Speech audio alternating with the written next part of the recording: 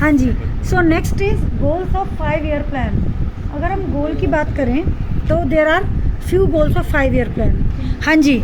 So goals of 5 year plan, please listen. The 5 year plans have also taken care to ensure the weaker section of the population. सबसे पहले किसका ध्यान देना है?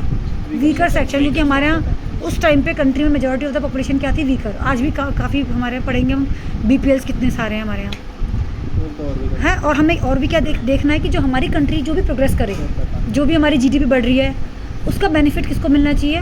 Weaker section को भी मिलना चाहिए। यानी कि अगर हम कहते हैं हमारी नेशनल इनकम बढ़ रही है, लेकिन अगर अभी भी लोग भूखे मर रहे हैं, they are dying due to starvation, बताती हूँ मैं भी वही चीज़ कि अगर हम ये कह रहे हैं कि वीकर सेक्शन हमारे हैं, ठीक है, और हमारी GDP बढ़ रही है, हमारी नेशनल इनकम बढ़ रही है, but still people are dying due to starvation, भुखमरी से लोग मर रहे हैं, तो क्या वो सही है?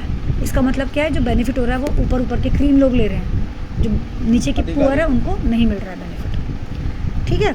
The first 5 year plan was launch for a period starting from, ये चीज़ याद करना आती है MCQ में, 1 अप्रैल 1951 टू 31 मार्च 1956। 5 साल का होता है ना 5 ईयर प्लान। कब स्टार्ट हुआ था? 1 अप्रैल 1951, क्योंकि 50 में तो हमारा कॉन्स्टिट्यूशन ही बना है, तो 1 अप्रैल 1951 और टू 31 मार्च 1956, ठीक है। Each 5 year plan listed the basic goals of India's development. अब क्या क्या है वो सुनो जरा। Growth, modernisation, self reliance, equity. इसको आप इसी सीरीज़ में करना है। सबसे पहला ग्रोथ होगा, फिर मॉडर्नाइजेशन, फिर सेल्फ रिलायंस और फिर इक्विटी। लेकिन ये बहुत ईजी, आपको बस एक बार पढ़ोगे आपको अपने आप समझ में आ जाएगा। जैसे हम सीधा बात करते हैं अभी ग्रोथ के बारे में। ग्रोथ के बारे में हमने पिछले चैप्टर में मैंने जब भी बताया कि ग्रोथ हम पढ़ेंगे तो हम क्या पढ़ेंगे? अगर हम ग्रोथ के बारे में बात करें तो ग्रोथ में हम क्या पढ़ेंगे? GDP। हमेशा ग्रॉस डोमेस्टिक प्रोडक्ट ही ग्रोथ बताता है, पर कैपिटल इनकम, ये सब चीज़ें हमारी ग्रोथ बताता है। क्या क्या चीज़ें जो हमारी ग्रोथ को इंडिकेट करती हैं? GDP और पर कैपिटल इनकम। जो हमने प्रीवियस चैप्टर में पढ़ा था, GDP लेस देन 2% और पर कैपिटल इनकम 0.5%, बस, ठीक है ना। अब हम वही पढ़ेंगे कि कैसे कैसे इंक्रीज हो रही है।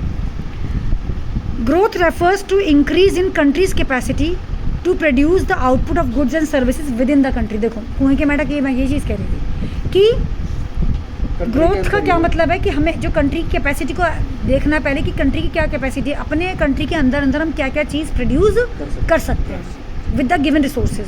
हमें रिसोर्सेज भी इम्पोर्ट नहीं कर रहे हैं। Growth implies either a large stock of productive capital. ये दो टर्म है, दो टर्म को याद रखना। या तो प्रोडक्टिव कैपिटल ज़्यादा हो या फिर large size of supporting services, जैसे ऑक्सिलरीज टू ट्रेड। आपने कॉमर्स वाले बच्चों ने BST में पढ़ा होगा, कॉमर्स वर्ड पढ़ा होगा। कॉमर्स वर्ड क्या होता है? कोई भी आप प्रोडक्शन करते हो, प्रोडक्शन को सपोर्ट कौन देगा? Transportation, communication, warehouse. मेरी बात समझ में आ गई? तो ये सारी चीज़ें हमारी क्या है? सपोर्टिंग सर्विसेज हैं। भाई आपने प्रोड्यूस करा, चीज़ क्या अपने आप ही पहुँच जाएगी कस्टमर तक? समझ में आ गया? तो ये ट्रांसपोर्टेशन, बैंकिंग, इंश्योरेंस, कम्युनिकेशन, सब कुछ क्या है? हमारा सपोर्टिंग सर्विसेज। तो मैंने दो चीज़ बोली है, देखो दोबारा सुन लो। ग्रोथ का मतलब है या तो larger stock of productive capital या फिर larger size of supporting services like transport and banking, ठीक है। आगे सुनो, और या तो दोनों का लार्ज साइज हो या फिर और इंक्रीज इन एफिशिएंसी, या इन दोनों की एफिशिएंसी बढ़ जाए। किसकी एफिशिएंसी बढ़ जाए? प्रोडक्टिव कैपिटल की और सर्विसेज की। तो दोनों चीज़ें बार बार आई हैं। पहले मैंने आपको क्या बताया? Large stock of productive capital या फिर larger size of supporting services, या फिर दोनों की एफिशिएंसी बढ़ जाए। किस की एफिशिएंसी बढ़ जाए? प्रोडक्टिव कैपिटल की और सपोर्टिंग सर्विसेज की। पहले इतना बताओ, is this clear? A good indicator of economic growth in the language of economics is study increase in GDP। Study मतलब स्लो एंड ग्रेजुअल, धीरे धीरे बढ़े लेकिन बढ़े, सही है।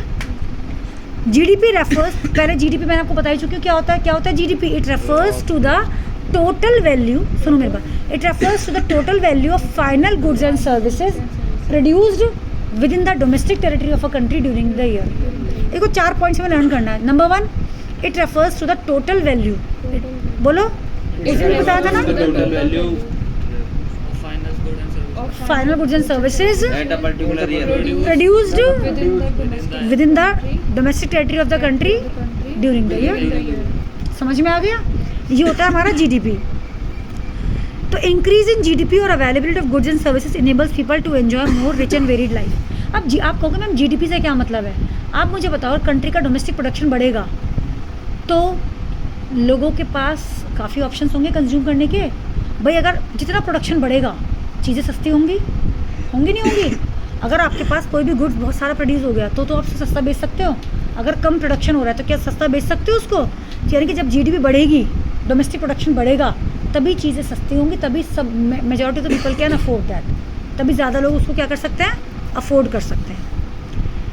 GDP of a country is derived from different sectors. 3 sectors है, पता है सबको, प्राइमरी, सेकेंडरी, टेरिशरी पता है, एग्रीकल्चर बोलते हैं, इंडस्ट्रियल बोलते हैं, थर्ड कौन सा है, सर्विस सेक्टर। अब एक बात हम और पढ़ेंगे कि हम जब जीडीपी के बारे में बात करते हैं तो ऐसा कुछ नहीं है कि तीनों सेक्टर बराबर की जीडीपी देंगे। अभी हम पढ़ेंगे कभी एग्रीकल्चर अच्छी जीडीपी दे रहा है, तो कभी सर्विस, तो कभी इंडस्ट्रियल। लेकिन हम यहाँ पढ़ेंगे जब से टेरिशरी सेक्टर आया है तब से ज़्यादा जीडीपी कहाँ से मिल रही है, टेरिशरी सेक्टर से। कहाँ से मिल रही है? यस। हाँ, एक मिनट।